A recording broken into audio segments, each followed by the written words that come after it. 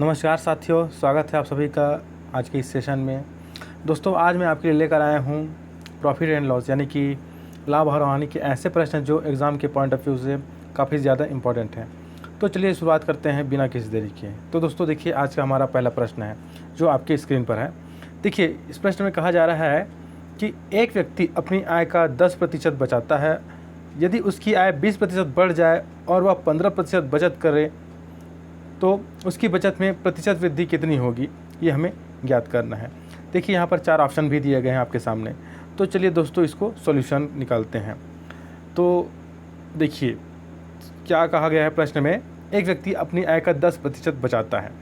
तो हम मान लेते हैं दोस्तों कि शुरुआत में उसकी आय है 100 रुपये, ठीक है, उसकी आय है 100 रुपये। अब वो बचाता कितना है, 10% बचाता है। तो देखिए 100 रुपये का 10% कितना हो जाएगा। देखिए ये थोड़ा सा 16 टाइप दिख रहा है जी आपको, ये 10 है, ठीक है। ये 100 रुपये का 10% कितना होगा, 10 रुपये होगा, ठीक है। यानी कि अगर उसकी आय है 100 रुपये तो बचत कितना करता है, वो बचत करता है 10 रुपये, ठीक है। अब आगे देखिए क्या कहा गया है कि यदि उसकी आय 20% बढ़ जाए। देखिए पहले थी उसकी आय 100 रुपये थी, अब बोल रहा है उसमें 20% बढ़ जाए, यानी कि उसमें 20% हम जोड़ दें कितना हो जाएगा, तो नया आय उसका कितना हो जाएगा, 120 रुपये हो जाएगा, ठीक है। नया आय उसका कितना हुआ, वो हो गया 120, ठीक है। अब नई आय में वह कितना बचत करेगा, वह बचत करेगा 15% का। तो 120 का 15% कितना हो जाएगा दोस्तों, 120 का 15% हो जाएगा 18।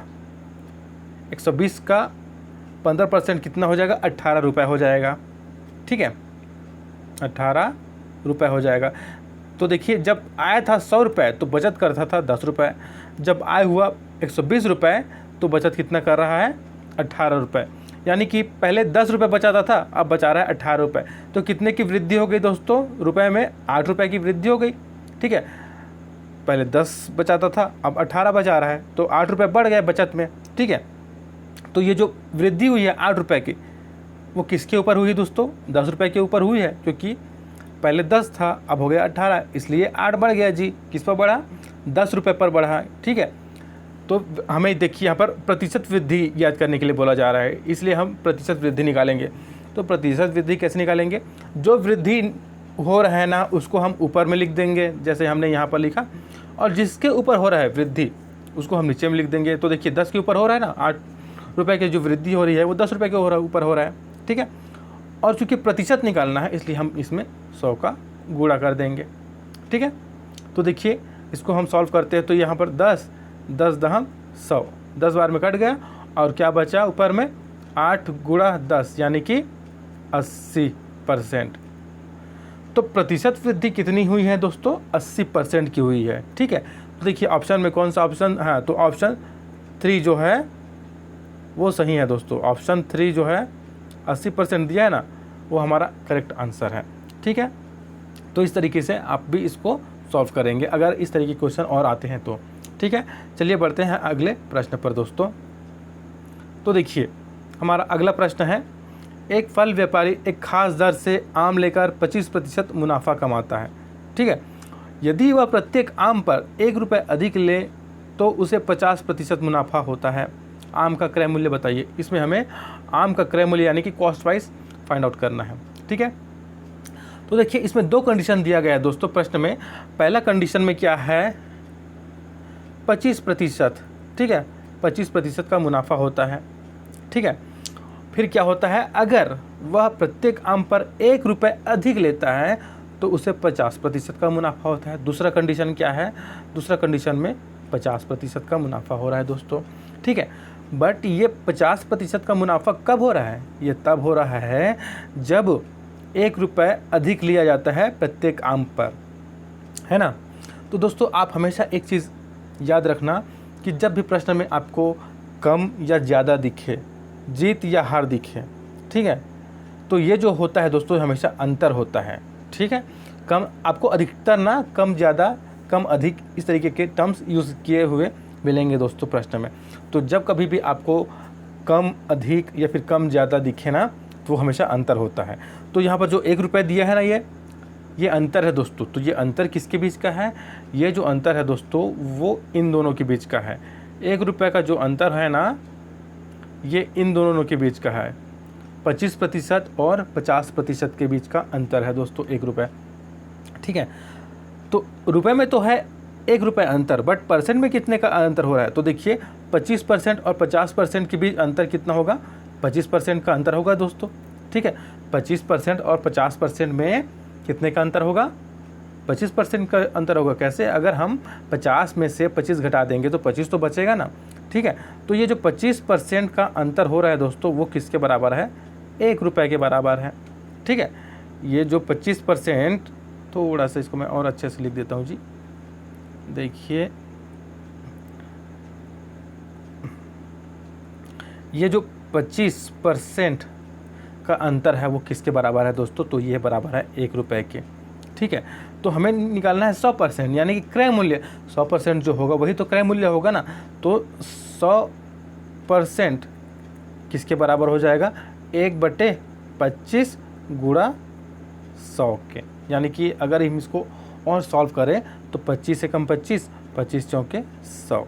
ठीक है, तो ऊपर क्या है? 1 गुणा 4, इसको सॉल्व करेंगे तो 4 रुपये। यानी कि जो आम का क्रय मूल्य है दोस्तों वो कितना निकल आया? वो निकल आया 4 रुपये। देखिए ऑप्शन में हमारा ऑप्शन 2 है ना, वो सही है आंसर। ठीक है, तो इस प्रश्न का सही आंसर क्या निकला है दोस्तों? इस प्रश्न का सही आंसर निकला है 4 रुपये।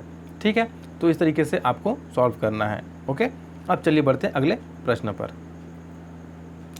तो दोस्तों देखिए हमारा अगला प्रश्न है, एक वस्तु को 250 रुपये में बेचने से 25% लाभ होता है, तो उसे कितने रुपए में बेचें कि 20% हानि हो? ठीक है, चलिए सॉल्व कर लेते हैं इस क्वेश्चन को। तो देखिए अगर मैं 25% लाभ दिया है दोस्तों, 25% को मैं फ्रैक्शन में बदलूँ, यानी कि भिन्न में बदलूँ, तो क्या हो जाएगा? ये 25/100 हो जाएगा। ठीक है, क्योंकि जो प्रतिशत होता है वो बटे में जाकर के 100 होता है। ठीक है, इसको और सॉल्व कर दूँ तो क्या हो जाएगा? ये 1/4 हो जाएगा। ठीक है, मैंने 25/100 को सॉल्व किया तो 1/4 मिला। अब देखिए यहाँ पर जो 1 है ना वो प्रॉफिट है दोस्तों। वो क्या है? प्रॉफिट है। लाभ जो हो रहा है वो है 1 रुपये, और नीचे जो 4 दिया है ना वो क्या है? वो क्रय मूल्य है, यानी कि कॉस्ट प्राइस है दोस्तों। ये क्या है? कॉस्ट प्राइस है। अब ऊपर देखिए प्रॉफिट 1 रुपये है, 1 रुपये नहीं सॉरी, वो 1 इकाई में है मान के चलिए। ठीक है, 1 इकाई है वो, और नीचे जो 4 इकाई है वो है कॉस्ट प्राइस यानी कि क्रय मूल्य। तो दोनों मिलकर सेलिंग प्राइस बनाएगा, तो दोनों मिलकर 1 और 4 मिलकर कितना हो जाएगा दोस्तों? 5 हो जाएगा सेलिंग प्राइस। 5 हो जाएगा एसपी यानी कि सेलिंग प्राइस। सेलिंग प्राइस 5 हो जाएगा। ठीक है, अब देखिए प्रश्न में सेलिंग प्राइस कितना दिया है? 250 रुपये दिया यहाँ पर। देखिए तो यहाँ पर हमको दिख रहा है 5 इकाई। ठीक है, 5 इकाई दिख रहा है सेलिंग प्राइस, और प्रश्न में दिया है 250 रुपये। तो ये जो 5 इकाई है ना दोस्तों, ये किसके बराबर हो जाएगा? ये हो जाएगा 250 रुपये के। ठीक है, तो जब 5 इकाई बराबर हो रहा है 250 रुपये, तो 1 इकाई किसके बराबर हो जाएगा? 250/5, यानी कि 250 को अगर हम 5 से भाग देंगे तो हमें मिलेगा दोस्तों 50 रुपये। ठीक है, तो 1 इकाई का मान कितना हो रहा है? 50 रुपये। ठीक है, इसलिए चूँकि हमको कॉस्ट प्राइस निकालना है तो हम कॉस्ट प्राइस निकाल लेंगे। कैसे निकालेंगे? देखिए हमने 4 इकाई को कॉस्ट प्राइस माना है। ठीक है, तो 4 इकाई बराबर क्या हो जाएगा? 4 यूनिट कर देता हूँ। ठीक है, 4 यूनिट बराबर कितना हो जाएगा? 4 गुणा 50। ठीक है, 4 गुणा 50, यानी कि 50 का गुणा हम 4 से करेंगे तो हमें मिलेगा 200 रुपये। तो 200 रुपये जो दिख रहे हैं ना दोस्तों यहाँ पर, ये क्या है? ये है कॉस्ट प्राइस यानी कि क्रय मूल्य। ठीक है, तो हमें क्रय मूल्य कितना मिल गया? हमें क्रय मूल्य मिल गया दोस्तों 200 रुपये। अब देखिए, अब आगे प्रश्न में बोला जा रहा है कि वह उसे कितने रुपए में बेचे कि 20% हानि हो। अब 20% हानि का मतलब क्या है? 20% उसमें डिस्काउंट दिया जा रहा है दोस्तों। ठीक है, तो डिस्काउंट किस में दिया जाएगा? क्रय मूल्य पर ही दिया जाएगा। ठीक है, तो 200 रुपये का जब 20% उसको हानि हो रहा है, यानी कि 20% एक प्रकार से डिस्काउंट दे रहा है। ठीक है, तो कितने में बेचेगा? 80% में बेचेगा ना। तो 200 का 80% कितना हो जाएगा? देखिए 200 का 80%, देखिए ये 2 जीरो और ये 2 जीरो कट गए, यहाँ पर क्या बचा 2 गुणा 80 यानी कि 80 दूनी 160 रुपये। ठीक है, तो वो वस्तु को कितने में बेचेगा दोस्तों, 160 रुपये में बेचेगा ताकि उसे 20% हानि हो। ठीक है, तो देखिए ऑप्शन में हमारा ऑप्शन जो 2 है वो एकदम करेक्ट आंसर है दोस्तों। ठीक है, क्योंकि इसका आंसर 160 रुपये आ रहा है। ओके, चलिए देखते हैं अगला प्रश्न हमारा। देखिए यहाँ पर हमारा अगला प्रश्न है जिसमें कहा जा रहा है किसी वस्तु को 20% हानि के बदले 15% लाभ पर बेचने से 70 रुपये अधिक मिलते हैं, तो उस वस्तु का क्रय मूल्य होगा। इसमें भी हमें वस्तु का क्रय मूल्य निकालना है दोस्तों। ठीक है, तो देखिए इसमें मान लेते हैं हमारा जो है क्रय मूल्य है दोस्तों 100%। ठीक है, हमारा क्रय मूल्य है 100%। तो देखिए इसमें पहले क्या हो रहा है, हानि हो रहा है। कितना हो रहा है हानि, 20% का हानि हो रहा है। ठीक है, तो कितने में बेच रहा है, 80% में बेच रहा है दोस्तों। ठीक है, ये पहला कंडीशन है। उसके बाद दूसरा कंडीशन क्या बोला जा रहा है, 15% लाभ में बेचना है। ठीक है, 15% लाभ में बेचना है ताकि उसको 70 रुपये मिले, 70 रुपये मिले। तो अगर 100% उसका कॉस्ट प्राइस है, ठीक है, तो उसको 15% लाभ में बेचने के लिए कितना में बेचना पड़ेगा, 115 में बेचना पड़ेगा। ठीक है, 115% में बेचना पड़ेगा, तभी तो उसको 15% लाभ होगा ना। यहाँ पर देखिए जब 100% कॉस्ट प्राइस था तो बेच कितने में रहा था, 80% में। क्यों, क्योंकि उसको 20% हानि पर बेचना था। ठीक है, अब अगला कंडीशन में 100% कॉस्ट प्राइस है तो उसको 15% लाभ कमाना, इसलिए बेचेगा कितने में, 115 में बेचेगा। ठीक है, अब देखिए इन दोनों कंडीशन से क्या हो रहा है, एक अंतर पैदा हो रहा है। ठीक है, किसके बीच में, पहले कंडीशन के बीच में और दूसरे कंडीशन के बीच में। ये अंतर कितने का हो रहा है दोस्तों, देखिए तो 80 और 115 के बीच में कितने का अंतर हो रहा है, ये हो रहा है 35% का अंतर। ठीक है, 80 और जो 115 जो दिया है ना उसके बीच में कितने का अंतर हो रहा है, 35% का अंतर हो रहा है। ठीक है, अब ये जो अंतर है, देखिए प्रश्न में कुछ अंतर भी दिया है। देखिए यहाँ पर दिया ना 70 रुपये अधिक मिलते हैं, और मैंने अभी आपको बताया था कि प्रश्न में कभी भी आपको कम या ज़्यादा या फिर कम या अधिक मिले तो वो अंतर होता है दोस्तों। ठीक है, वो क्या होता है, अंतर होता है। तो यहाँ पर जो 70 रुपये है ना वो है अंतर। ठीक है, ये तो रुपये में अंतर हो गया, बट यहाँ पर देखिए परसेंट में अंतर हो रहा है, कितने का, 35% का। तो ये जो 35% है ना वो किसके बराबर है, 70 रुपये के। तो 1% किसके बराबर हो जाएगा दोस्तों, 1% बराबर हो जाएगा 70/35 के। ठीक है, और हमको निकालना है 100%। देखिए 100% यानी कि कॉस्ट प्राइस, क्रय मूल्य निकालना है ना, तो 100% किसके बराबर हो जाएगा, 70/35 गुणा 100 के। ठीक है, तो इसको अगर हम 35 दूनी 70 तो क्या हो जाएगा, 2 गुणा 100 यानी कि 200 रुपये। ठीक है, 200 रुपये। तो ऑप्शन देखिए 2, ऑप्शन 2 200 रुपये इसका सही आंसर है दोस्तों। ठीक है, तो इस तरीके से इसका आंसर कितना निकल गया, इसका आंसर निकल गया 200 रुपये। ठीक है, चलिए बढ़ते हैं अगले प्रश्न पर। देखिए इसमें कहा जा रहा है मनीष ने एक वस्तु 8,906 रुपये में बेची तो 22% लाभ हुआ, 10% हानि के लिए वह उसे कितने रुपए में बेचेगा। ठीक है, तो ये अभी मैंने आपको प्रश्न बताया था दोस्तों। देखिए ये बताया था, ये बिल्कुल प्रश्न क्रमांक देखिए हाँ 3 की तरह है।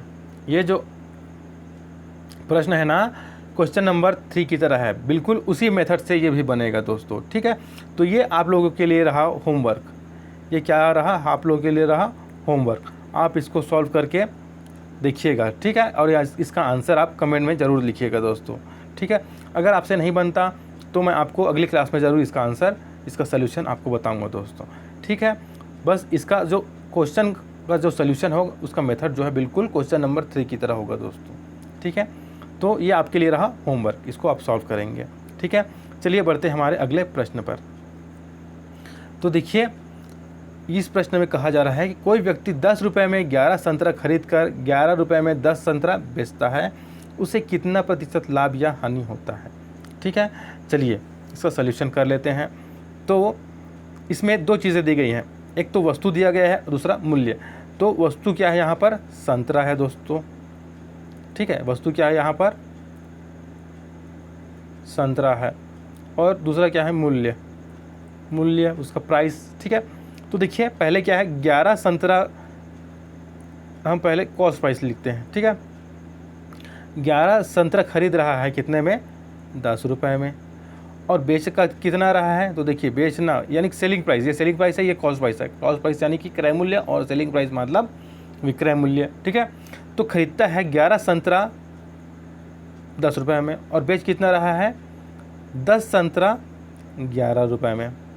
ठीक है, तो आपको अब इसको करना क्या है, तो हमको दोस्तों इन दोनों का गुणा करना है। ठीक है, तो 11 गुणा 11, ठीक है, माइनस कर दीजिए, फिर इन दोनों का गुणा कर दीजिए, तो क्या हो जाएगा, 10 गुणा 10, ठीक है, बटे कर दीजिए। अब फिर इसी दोनों को गुणा कर दीजिए, 10 गुणा 10, और गुणा में चूँकि परसेंट निकालना है दोस्तों यहाँ पर, तो हमें 100 का गुणा कर देना है। ठीक है, तो देखिए इसका आंसर क्या आ जाएगा, 11 11 121 माइनस 10 दहम 100 हो जाएगा, बटे में 100 हो जाएगा। यहाँ परसेंट निकालना है इसलिए 100 कर दीजिए। ठीक है, यहाँ 100, ये 100 कट गया दोस्तों। ठीक है, और यहाँ पर 121 से अगर मैं 100 घटा दूँ तो मुझे कितना मिलेगा, 21 मिलेगा। ठीक है, अब देखिए केवल 21 मिला है, तो दोस्तों देखिए यहाँ पर 21 है, मतलब यहाँ पर प्लस 21 है। ठीक है, प्लस 21 है, इसलिए यहाँ पर लाभ होगा दोस्तों, 21% क्या हो जाएगा, लाभ होगा, 21% लाभ होगा। अगर यहीं पर सपोज़ माइनस 21 आ जाता, तो माइनस 21 ये दिखाता है दोस्तों उसको हानि हो रहा है। माइनस में आएगा ना तो हानि होगा, और प्लस में आएगा तो लाभ होगा दोस्तों। ठीक है, तो चूंकि यहाँ पर प्लस में आ रहा है, 21% प्लस में आ रहा है ना, इसका मतलब है यहाँ पर 21% का लाभ हो रहा है दोस्तों। ठीक है, तो इसमें ऑप्शन कौन सा सही है, देखिए इसमें 21% लाभ हो रहा है, इसलिए ऑप्शन 1 सही है दोस्तों इस प्रश्न का। तो इस तरीके से आपको इस तरीके के जो क्वेश्चन आते हैं उनको इसी तरीके से सॉल्व करना है। ठीक है, ये बहुत ही इंपॉर्टेंट क्वेश्चन है जो अक्सर ही एग्ज़ाम में पूछा जाता है दोस्तों, तो इसको खास तौर पर आपको ध्यान में रखना है और अच्छे से तैयार करके रखना है, ताकि इस तरीके के कोई भी प्रश्न अगर आपको मिलता है एग्ज़ाम में तो आप उसको आसानी से सॉल्व कर सकें। ठीक है, इसमें केवल डेटा चेंज होंगे दोस्तों, बाकी जो प्रोसीजर है इसको सॉल्यूशन करने का वो सेम रहेगा। ठीक है, तो ये थे कुछ आज के कुछ इंपॉर्टेंट प्रश्न जो मैं आपके लिए लेकर आया था, तो आप सॉल्व करके देखिएगा। जो क्वेश्चन नहीं बनता है, जैसे कि ये मैंने आपको होमवर्क दिया है, अगर ये आपसे नहीं बनता है तो इसका सलूशन मैं आपको बताऊंगा अगले वीडियो में। तब तक के लिए धन्यवाद दोस्तों।